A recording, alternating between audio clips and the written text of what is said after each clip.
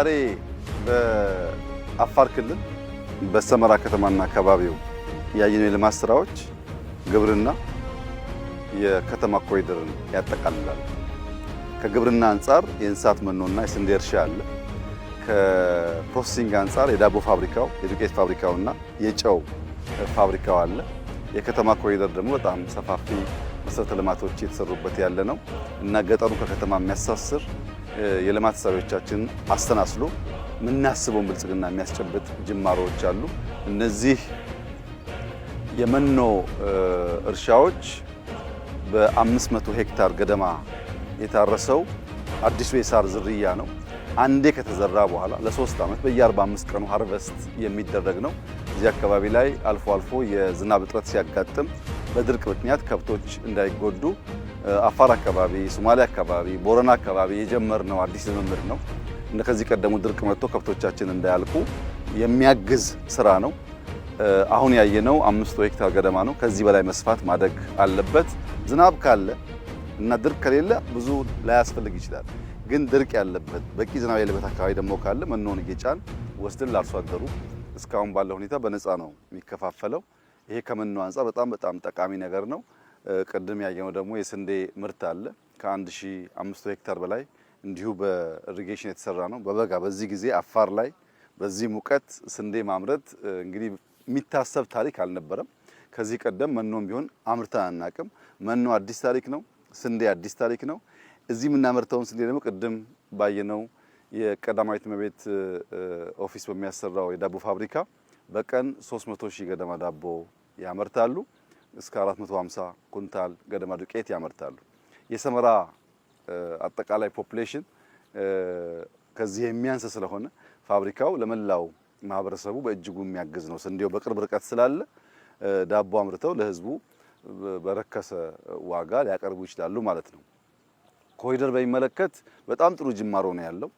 የሰመራ የኮሪደር ልማት ከሌላው አካባቢ ለየት የሚያደርገው ብዙ የሚፈርስ ቤት፣ ብዙ የደቀቁ ሰፈሮች የሉበትም። ይብዛ የሚነስም ግንባታው ጥሩ ነው። የሚያስፈልገው መንገድ፣ የፍሳሽ ማስወገጃ ስርዓት መዘርጋት፣ የመብራት ስርዓት መዘርጋት፣ ግሪነሪ መትከል እና የከተማን ስታንዳርድ እንዲጠብቅ ማድረግ ነው የሚቀረው። ሰፋፊ መንገድ ስራዎች ተጀምረዋል። የግሪነሪ ስራዎች ተጀምረዋል። እነሱ ይጠናቀቁ ምናልባት ከክረምት በኋላ በጣም የተሻለ ከተማ እናያለን። በእርሻ ያየነው አመርቂ ስራ ነው። የፋብሪካውም እንደዚሁ ከኢንዱስትሪ አንጻር ኢንዱስትሪያል ፓርኩም እንዳያችሁት መጠነኛ የሆነ እንቅስቃሴ ያለው። እነዚህም በማያያዝ አፋር የሚያርስ ያን ፕሮሰስ የሚያደርግ ለምግብነት የሚያቀርብ ለከብቶቹ መኖ የሚያቀርብ ከሆነ በሌማቱም በእርሻውም በኢንዱስትሪውም በተሟላ መንገድ አካባቢውን ሊቀይር የሚችሉ ስራዎች ናቸው ተብሎ ሊወሰድ ይችላል። በእርግጥ አፋር ካለው ፖቴንሻል አንጻር የተሰራው ስራ በጣም ተጋኖ መታየት የለበትም። ከዚህ 10፣ 20፣ 30 እጥፍ ማደግ የሚያስችል ፖቴንሻል አለው። ሰፊ መሬት አለው። ውሃ እንደምታዩት እዚህም አለ፣ ዘማዶም ግድብ አለ። በደንብ መጠቀም ከቻል በእርሻ ረገድ ቢያንስ አፋር ራሱን ለመመገብና ለአካባቢ ሀገራት ኤክስፖርት ለማድረግ የሚያስችል ብቃት አለው። በማዕድን አፋር ይታወቃል። ሰፊ መሬት ስፋት ነው ያለው። ሽፋኑ በጣም ሰፊ ነው። ወደ እርሻነት ከተቀየር ነው እና ከተጠቀምንበት በጣም ለኢትዮጵያ እድገት ለኢትዮጵያ ብልጽግና በእጅጉ የሚጠቅም ከባቢ ሊሆን ይችላል ማለት ነው። ዋናው ነገር መትጋት፣ መስራት፣ አይን ገልጦ ማየት ያስፈልጋል። ውሃው ተኝቶ መሬት ተኝቶ መኖ የለም ማለት ኃጢአትም ጭምር ነው። አፈሩ እንደምታዩት ነው። ውሃ ካቀረብለት አልፋልፋን ወይም ሮዳስን በማምረት ለከብቶቻችን መኖ ማቅረብ ስለሚቻል የጀመርነው ጅማሮ በጣም ተስፋ ሰጪ ነው። በጣም ጥሩ ስራ ነው። ከዚህ በላይ ግን መትጋት መጣር አለብን።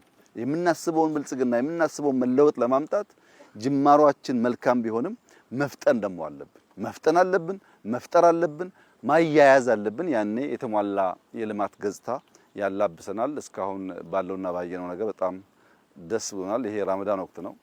በራመዳን በዚህ ሙቀት አፋር ውስጥ እንደዚህ ያለ ስራ ማየት አዲስ የስራ ባህል መፈጠሩን ያሳያል። ህዝባችን እንዲበረታ እንዲሰራ ሰርቶ ብቻ በላቡ ራሱን ማኖር ራሱን ማቆየት ለልጆቹ መልካም ሀገር መተው የሚችለው በልመና አይደለም፣ በስራ ብቻ ነው።